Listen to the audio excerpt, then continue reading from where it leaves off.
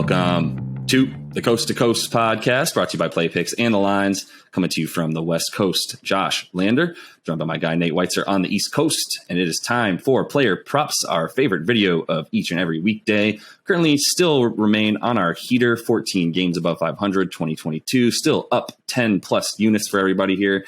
So feeling pretty good about these.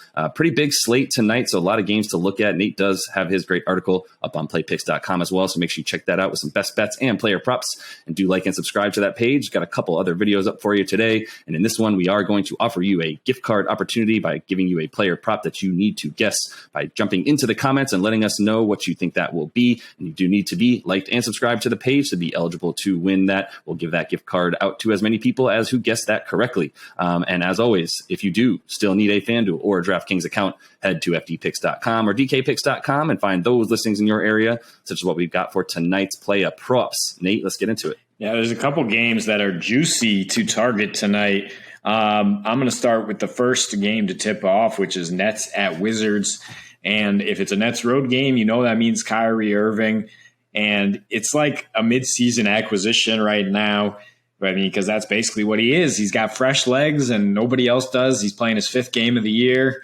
And on the road here, he's been ramping up. And on Monday, the first game since KD was ruled out for a month, his usage rate goes up to 30.5%. His offensive rating, 120. He drops 27, 7, and 9 with just 2 turnovers against Cleveland, which is a really good defensive team. Now he's facing a Wiz team that, tries to sell out to stop the three-pointer, which works for some guards, but not for Kyrie Irving. He will love it if you try to close out too aggressively on him. And just, he can beat his man with ease and then do whatever he does in the mid-range or around the basket, maybe one of the best finishers under 6'3" ever. And in those last 3 against Washington, 28 points per game, 5.3 rebounds, 8 assists on a 31.3% usage rate. 24.5 points is pretty low, 30.5 points assists I like as well, because for me, with KD out, it's really about how the workload's going to be disseminated between Harden and Kyrie, and based on the matchup, or based on the fact that Harden knows he's going to have to do everything when the Nets go home after this game. No Nicholas Claxton tonight, so I think that means a lot less Harden facilitating the offense, because he needs a role man to do what he does. So I think the Nets are going to continue to run through Kyrie as they did on Monday. He's obviously thrived in this matchup, and I think he can get those points and probably get those assists as well. 35.5 PRA, also very much in play, but taking points all over here. And would also like to consider Bradley Beal on the other side to keep this game high scoring with a total of 235. I don't know if we get there, but that definitely spells good things for good player props. It does, and I think it spells good things for both Brad Beal and Kyrie Irving. I would also love to throw a quick honorable mention to Kyle Kuzma, who has been playing like a lights out in his last 10 games, averaging 24 points and 12.5 boards has Kuz.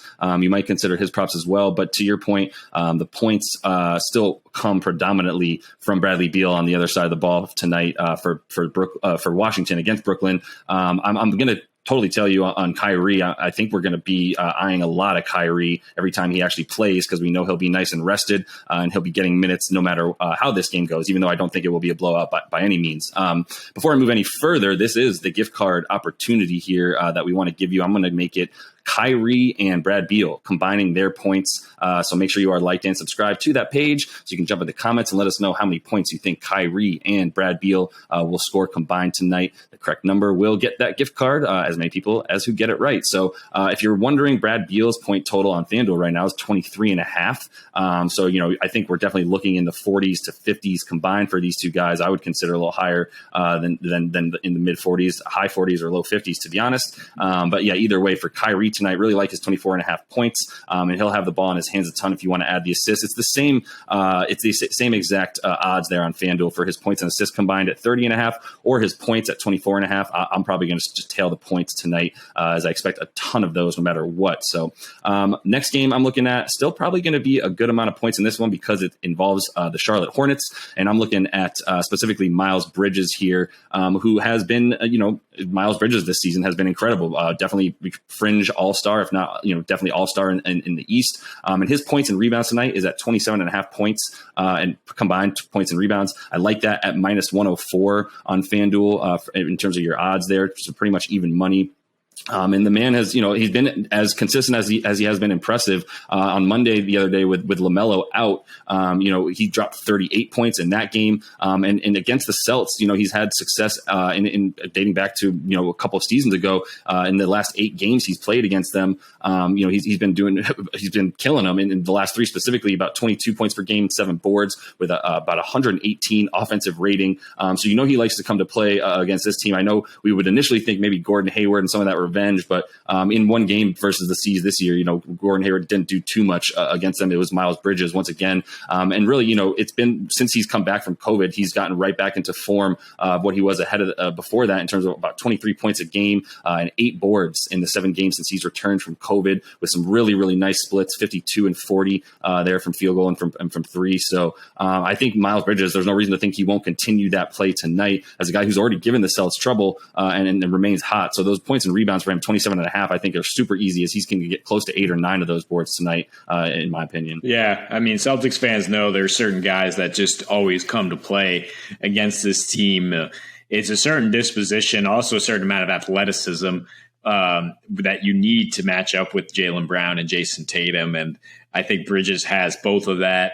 And he's at double digits in 8 straight against the Celtics. He's at double digits in 13 straight overall, despite having a break there with COVID. So I think the points are something you can count on, especially if LaMelo Ball is still not 100%.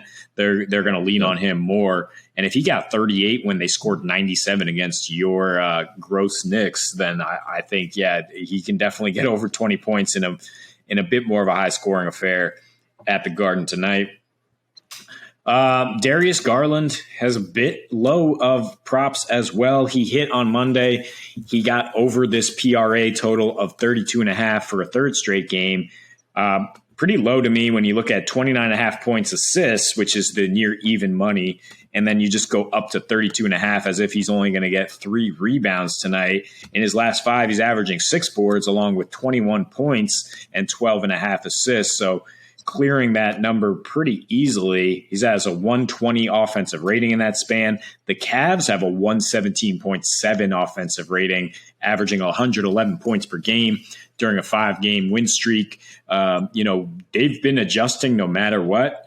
When they lose guys, they change their style a little bit, and now they're becoming a bit of a more high-scoring team, not leaning on that grit and grind approach that carried them early in the season.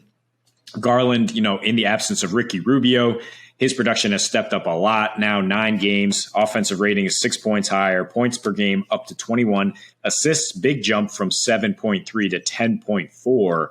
His assist rate is now 7th in the NBA at 37%, and he's averaging 8.4 assists per game on the road. Circling all the way back to who he's playing now at Chicago, at a Bulls team that has suddenly regressed hard, dead last in defensive efficiency in their last 3, allowing league high 52% field goal and allowing 31.7 assists per game, most in the league by far. So if you want points and assists, Garland is the guy to go to in this matchup. And I would also take the over at 214 for this game, given how the Cavs have been scoring lately and how the Bulls can match you. Even though Zach LaVine's going to be out, right? They can still match you and get that game over that modest total. Yeah. I mean, Chicago's gonna have to pick it up on offense a little bit to keep that total where we like it if you want to go over. But I think Darius Garland's the guy to target right now until he shows us that he's going to slow down at all. I mean, he's the best passer in the league right now. And as you mentioned, without Rubio, his game has just flown up in that last one that you mentioned where he got over his points, rebounds, and assists, as you called recently as well. Not only was his usage rate up above about 32%, he was also looking at just in terms of possession rate, where he's got the ball in his hands on offense. He's turned into a bit of a Ja Morant, Trae Young type, where it's like you just rather have the ball in his hands and see what happens than just run a complete motion offense and depend on other guys to get into the passing game as well. So yeah, Garland, points, rebounds, and assists, might as well take that. But the points and assists, I mean, I love him to get 10 assists tonight and 20 points, which is right exactly where that's at for about even money as well. Either one of those feel really, really good.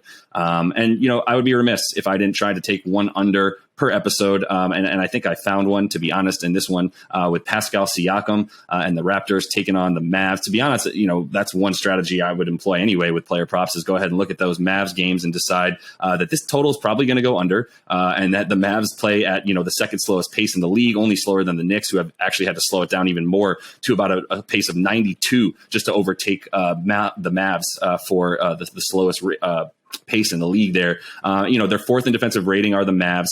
Second to last in pace, as I said. They give up the second fewest points per game in the league. It's just a choppy, gross affair with the Mavs this year, which is fine. It's helping them a bit as Luka continues to struggle. But Pascal also has been very, very bad against the Mavs in his career. His points, rebounds, and assists tonight sits at about 35.5 on FanDuel. He's averaging 31 points, rebounds, and assists on the road. Definitely a slight bit worse than at home, where he's averaging about 34 points, rebounds, and assists. And as I mentioned, in his 7 career games versus Dallas, not a small sample size. 7 is enough to say 11 points and 3 boards and 3 assists on 37 and 15 splits. So 15% from 3 for Pascal. Fair to say that those are the numbers that he puts up against guys like Dwight Powell, Dorian Finney-Smith, and Kristaps, who he's been playing against in the last couple seasons, especially. All 3 of those guys with defensive ratings below 106. And Pascal's been starting at center for the Raps, so he's going to be going up against one of those 3 guys pretty much on every time he has the ball. 3 really, really good defenders. Partly why you see Dallas so good, giving up such a low 3-point percentage to their teams, giving up a very low amount of points in the paint, etc. They're just not giving up points because they're just playing at that slow pace, and they're just really selling out on defense, which is actually interesting to watch from J. Kidd. So yeah, I think Pascal is going to go under tonight, just if anything close to what he's been doing against the Mavs in his career continues. I appreciate your due diligence and your bold call on the under. I do agree that game speaks to low scoring. The Raptors have gone under in 5 straight now, and the Mavs are under machines. That is to say, on a full slate, I would much rather have some fun and target a game like the Hawks and Wolves at 236. Minnesota on a back-to-back. Minnesota scores 10 more points per game on the road. The Hawks can't stop a nosebleed right now. Trae Young's averaging 34 and 10 in his last 6 against Minnesota. Look at Trae Young, Anthony Edwards props, please, if you guys want to have a more entertaining night than watching this Raptors-Mavs slop fest. But we'll see if Josh's under comes to fruition. I'm fine with either. I wanted to get the under in there to just sort of uphold my crusty curmudgeon ways in this show. But I think you are right. That Wolves and Hawks game is going to be a good one. And Trae Young and D'Lo just throwing the ball at the hoop all over the place. So yeah, I would feel good about a bunch of those numbers. Over 2.5 threes for D'Lo gets you close to even money. Over 2.5 threes for Trae gets you about close to, but gets you about minus 130 on your money. But still like Trae to hit 3 against a team, as you mentioned, like in the Wolves, who've been scoring a lot more points.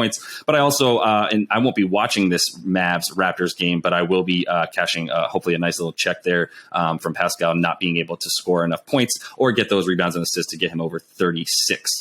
So anyway, that is all the time we have for you in this one. Make sure you are liked and subscribed to the page so you can jump in those comments. Let us know how many points, rebounds, and how many points combined that Bradley Beal and Kyrie Irving will score tonight in that Wizards Brooklyn Nets game. And until we see you next, happy betting.